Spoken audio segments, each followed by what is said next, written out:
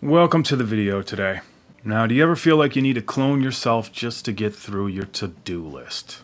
Because in the modern world, all the responsibilities and the hustle culture and things that we got to get done, sometimes when we get out of work, we got more work to do, and it feels like it's mission impossible just to stay healthy.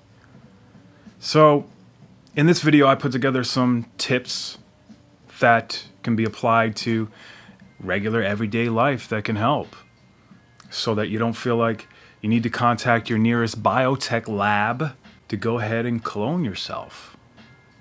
Plus, it's pretty expensive to go and clone yourself, and I don't know the repercussions that come along with that. However, I think this is going to help. I put together some notes here that we're going to go over. So if you're ready to turn your hectic life into a healthy one, just stay tuned and we'll break it down.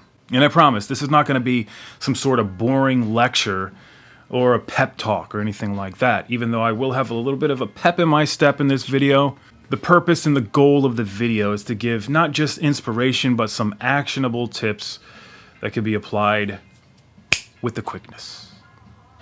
So, without further ado, let's get into it. The first thing I want to mention here is physical health in regards to your exercise regimen and your healthy eating habits. Because not only is it going to contribute to more energy throughout the day, but it reduces the risk of chronic disease, and it also enhances your cognition and your mental well-being. And we know the connection between physical activity and mental health, and I'm going to leave some links down below that have some studies and things that you can look into. But overall, what you put into your body and what you eat is going to have a negative or positive impact on your mood and your ability to complete things throughout the day, and how you are able to cope with stress and thrive on a day-to-day basis. And of course, we got the long-term benefits, such as longevity, better quality of life, and just having the ability to enjoy regular daily activities. So some of the common barriers. Number one is time.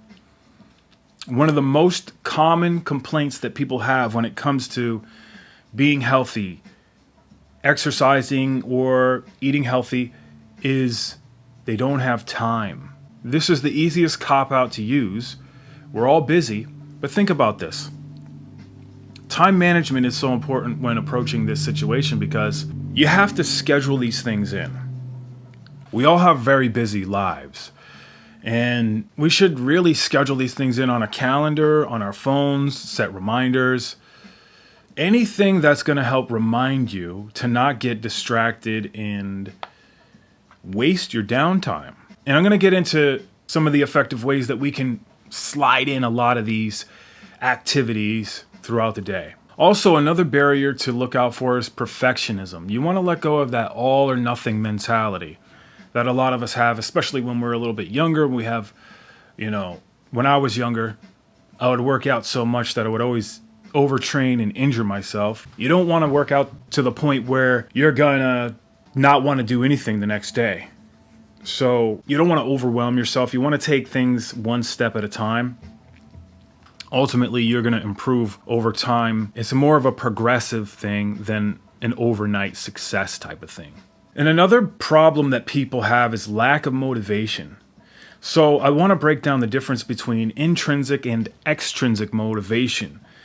Now, intrinsic motivation and extrinsic motivation are both crucial components of motivation. It's good to have some sort of extrinsic motivation, like aesthetics. You want to look at yourself and you want to feel proud of what you see in the mirror, of course. You want to improve. You may want to lose body fat. You may want to put on more muscle or look stronger or feel stronger, which is a good motivator to have, but you also have to have some sort of intrinsic motivator as well. Like maybe you want to set a good example for your children or your family members or friends, especially if a lot of the people that are around you are not people who set a good example. You need to take control and be the example.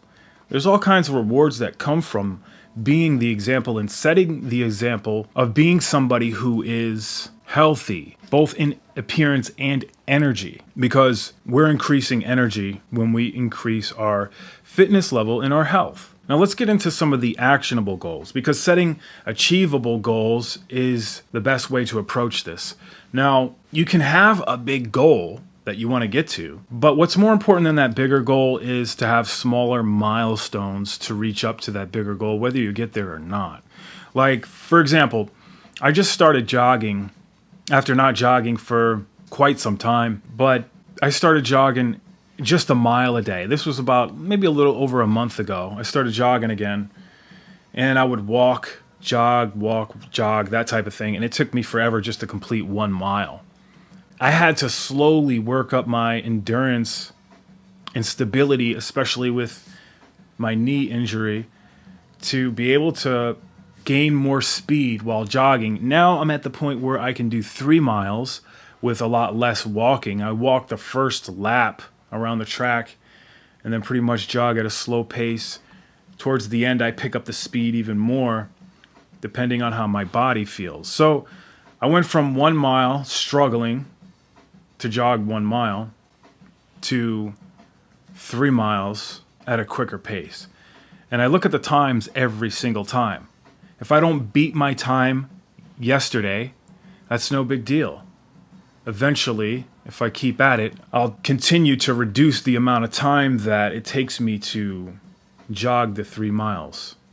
And then my ultimate goal is to run a half marathon. Sometime before the end of the summer, I want to try to do a half marathon. Now, mind you, I've never ran a half marathon in my life. I think the longest distance that I've ran was 8 miles in one day. And when I did it, I did 4 in the morning, 4 in the afternoon at some point. So 13 miles, half marathon is quite a stretch for me. It's not something I can do today, but it's something that I would like to work towards and possibly run a half marathon before the end of the summer.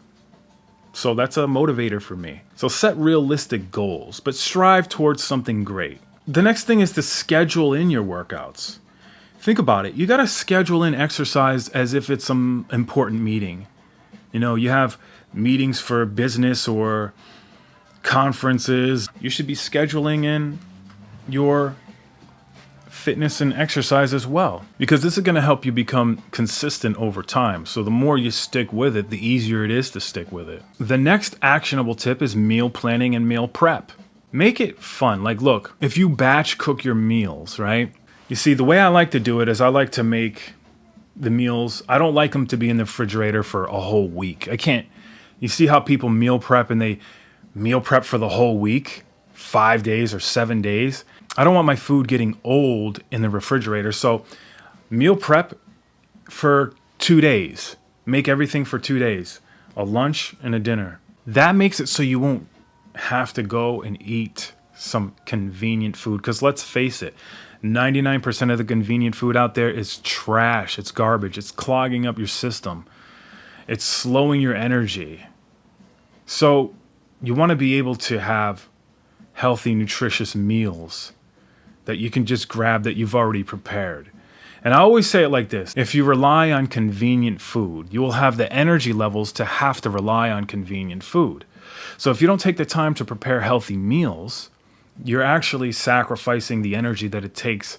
It doesn't take much energy to prepare your meals. The next actionable tip is to incorporate activity into your daily routine. So if you're going to the store, park further away and walk a longer distance into the grocery store. Take the stairs instead of the elevator. If you need to go somewhere and it's only like a 5-10 minute walk, why not just, instead of getting in the car to do it, just walk? You know, human beings are meant to walk at least 10,000 steps a day. And we don't get to do that. So any chance you have to do something more active, do it. You know, when you're cooking your lunch or dinner, you can grab a pull-up bar. Do a little bit of jumping jacks here and there. Incorporate little spurts of workouts scattered throughout the day. Also, using technology is really good. I look at my phone and I say, how many miles have I walked today? I always check my phone. All I have to do is ask my phone how many miles I've walked so far today or how many steps I've taken. And that lets me know where I'm at as far as steps taken. You know, you have fitness trackers and all kinds of things that you can use as well. And then I want to say mindfulness practices. Now, it's much easier to meditate after you've already worked out, and especially after you've stretched. So when you work out and then you take the time to stretch and relax after your workout, now meditation becomes 10 times easier. So take that time for a mindfulness moment after you exercise, especially if it's a more vigorous workout. Okay, now I want to talk about staying motivated. You got to find a support system. So it's good to be around and find others who are into fitness as well, or into being healthy as well. You have online communities, or you can join a local gym. This is going to build support and accountability altogether. So huge factor here. Then celebrate your small wins, no matter how small the win is. Because think about it, you should be improving at 1 to 3% every workout. And don't forget to have fun. Try new recipes. When I'm on Instagram, I follow all these healthy recipes and I see them constantly. It gives me so many ideas for things that I want to cook. So it makes it a lot more fun. It's not some arduous task to prepare meals and to cook meals.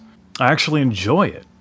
So to summarize the key points in this video, remember the importance of physical health and your energy levels, your mental health, the connection between physical health and physical activity, and your mental state, your mood and your emotions, the long-term benefits, the longevity that comes along with having a healthy lifestyle, the time management, scheduling things in, using technology to your advantage, letting go of the perfectionism mindset, the motivation, the intrinsic versus extrinsic motivation, setting realistic goals so that you have a higher likelihood of attaining them, scheduling in your workouts, meal planning and meal prep, incorporating activity into your daily routine, no matter how small it is, 10 push-ups or 1 push-up is better than nothing, mindfulness practices, finding a good support system,